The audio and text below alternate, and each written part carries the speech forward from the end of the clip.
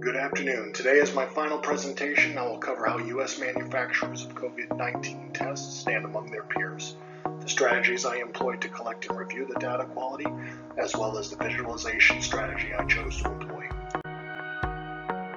First, let's discuss my strategy.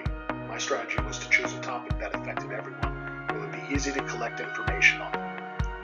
To find a subject that was somewhat relatable by a general audience and decision makers led me to believe that this would be a presentation that senior leaders would pay attention to. This was actually more difficult than I thought, and I will cover that later in my lessons learned. In pulling the data, I opted to extract the information from data.gov, after which I had to convert the file to a Microsoft Excel format via a free online conversion tool.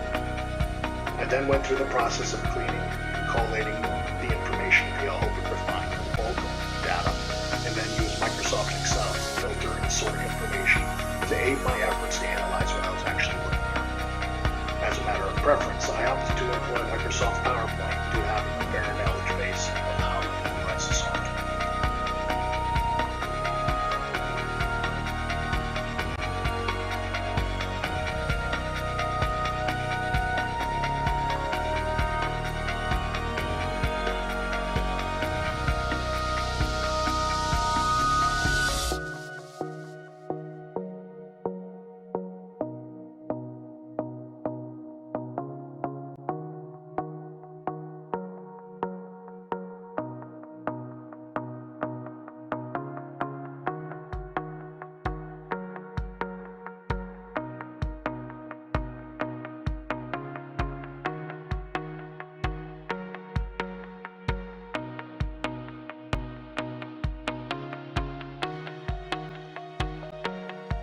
Moving forward onto the data I analyzed, my initial question I thought to answer proved to be unattainable. In turn, I opted to answer the question, how are US-based COVID-19 test manufacturers ranked worldwide against their peers? Is federal regulation required to bolster US manufacturers' standing globally? This led to a series of sub-questions that I thought could be addressed below through the data pool that was available on data.gov.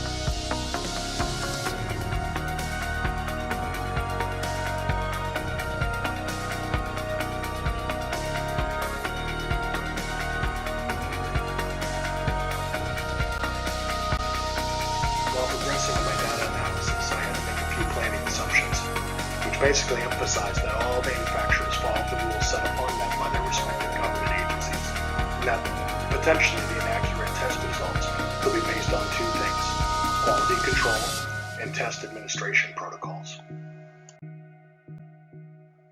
So, in the medical testing industry, who is dominating the marketplace now? Well, at the time of this study, China was dominating the marketplace with 17 firms as the #1 producer of COVID-19 testing kits. I think it's safe to assume that because they were the first affected, they had the jump on research needed to develop the test kits. US-based firms are in second place with 8 firms total, offering COVID-19 tests to the medical testing industry. When we look globally at testing manufacturers, we can see that China has executed the largest number of tests at the time of the study. Statistically speaking, this has also brought with it a larger number of inaccurate test results. While this slide shows visually that US-based firms are facing the same struggles, the visualization does not reflect the actual ratio or percentages. Therefore, this picture is misleading. US firms actually have a higher accuracy rate in relation to the number of exams issued. However, it does highlight that there are potentially challenges in quality assurance during the manufacturing process, or testing administration protocols for China-based firms. When we break down the actual numbers, we see that US firms are stacked in the middle when it comes to their global competitors. It is my firm belief that through the implementation of federal assistance, US-based firms can outperform their competitors and become the provider of choice globally.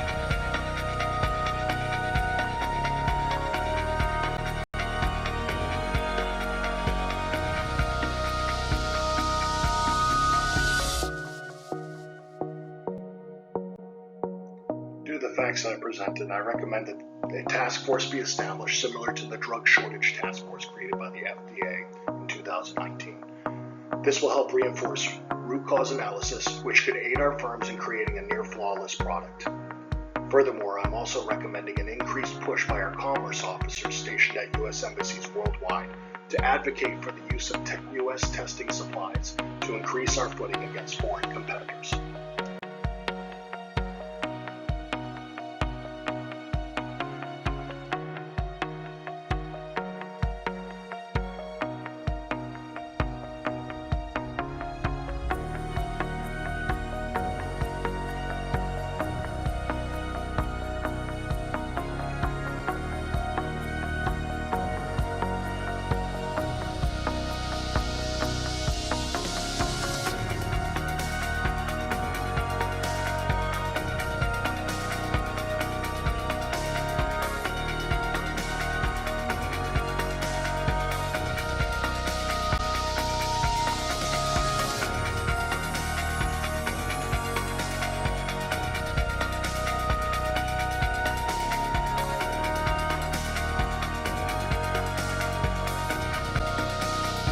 There are some lessons learned that I took away from this course and project. Number one, experience in the data analyzed is crucial to understanding what is actually being pulled. And also, experience in data refinement is critical. This came to the forefront of my mind when pulling data. Pulling a 25 megabyte file of information that appeared to be random led me to believe it was going to be an unsurmountable task until I employed OpenRefine. This helped me aggregate the information into a readable format. Additionally, I can see how data management can be a perishable skill that needs to be exercised daily. Furthermore, a strong IT background is desirable when creating visualizations. At a minimum, having a strong background in presentation software is definitely necessary to create a compelling story. Lastly, and most importantly, identifying the problem that you want to answer is equally as important as the data being pulled itself. I found myself being pulled down rabbit holes and even losing valuable time because I had failed to ask myself the right question that could be answered by the data being pulled.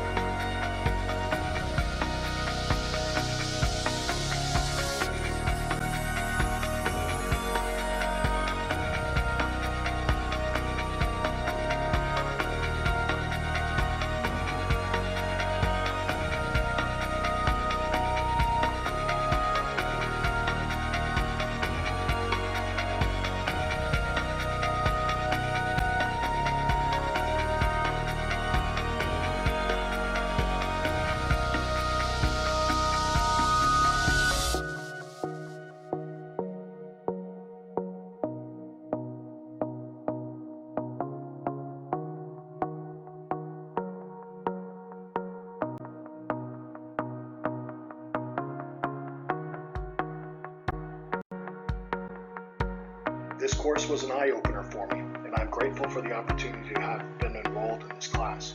Thank you for your guidance, and I hope you have a great day.